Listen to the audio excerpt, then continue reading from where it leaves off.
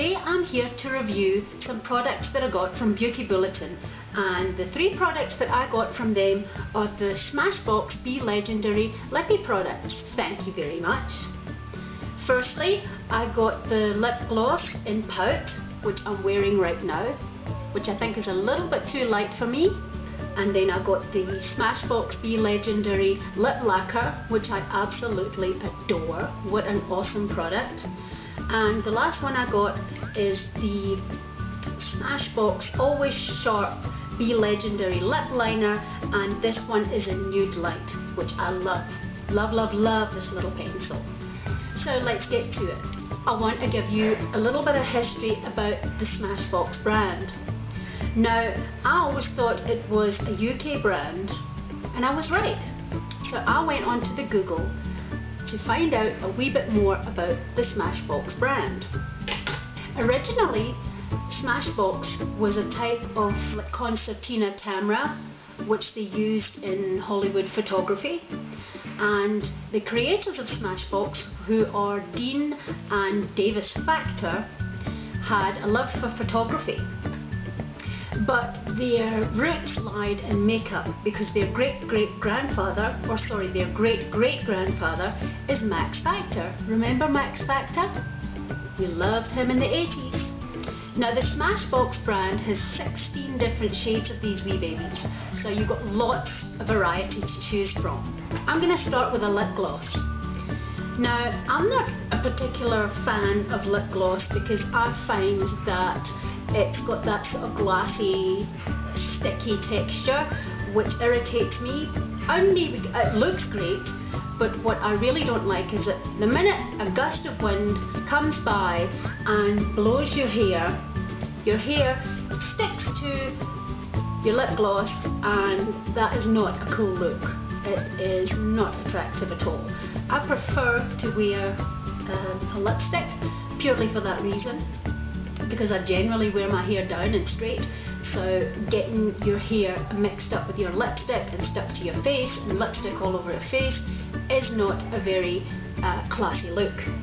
So I like this product, but as I say, I'm not really a fan of lip glosses.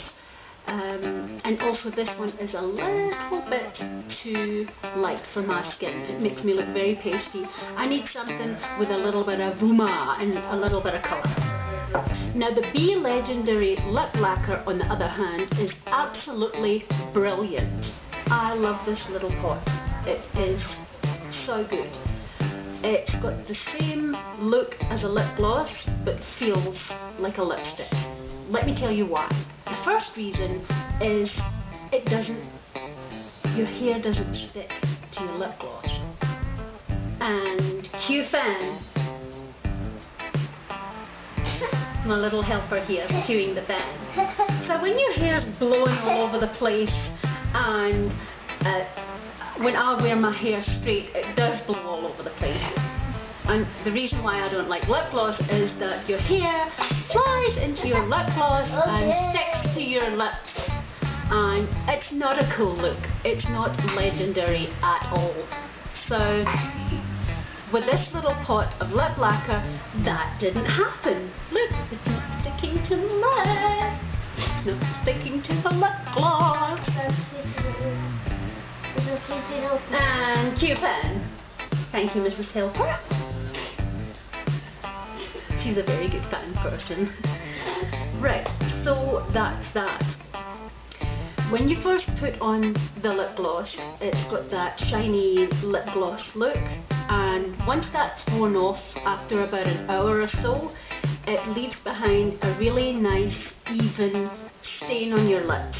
So whatever colour you choose, your lips get stained that colour, and it's really long lasting. It lasted me throughout the day. Even when I ate, the stain still remained on my lips, which is awesome and great value for money. Because this is a long lasting lip gloss, and if any of you have tried a long wearing lipstick, it normally gets that patchy, uneven colour on your lips and dries out your lips.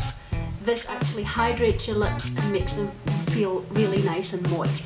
Now at first I tried this lip lacquer without the liner because I'm not really a big fan of lip liner. I don't really buy lip liner. I really didn't have a need for it. However, if you are going to use the lip lacquer, please use the lip liner first because it has a tendency to bleed into the creases of your lips, especially for us over 40s who have tiny little creases on your upper lip. So don't forget to use your Be Legendary Smashbox lip liner when you use your lip lacquer and you will look like $1,000,000. The lip liner is really awesome. Now I wouldn't pay 230 Rand for a lip liner, but just the fact that it's a twist off top and every time you twist it back on, it sharpens the lip liner. A very neat little trick. As you can see now, I'm wearing the coral colour and it goes a lot better with my skin tone than the nude, or not the nude, the Pout. Now let's talk about the packaging. For something that's supposed to be legendary, I was a little bit disappointed with the packaging. It's got that cheap sort of plastic feel to it, and the top is matte, and if you leave this in the bottom of your handbag, it picks up absolutely everything. Fluff, crumbs, you name it, and it actually starts looking a wee bit grubby. I do love the stripes, however, that is super cool. Even though I was a wee bit disappointed with the packaging, I will definitely buy this lip lacquer again. It's a wee bottle of Lippy Liciousness. I found the price a little bit steep for me. For a normal lip gloss, it is 220 Rand. For the lip lacquer, it's 250 Rand. And the lip liner is 230 Rand. So this one is the lip liner in Nude Light. The middle one is the lip gloss in Pout, and the lip lacquer at the end is coral. And you can see the different colours there and the different textures. Just excuse the hairy hands of mine. Caveman hands. Oh, the end just came off. Maybe that's not supposed to happen.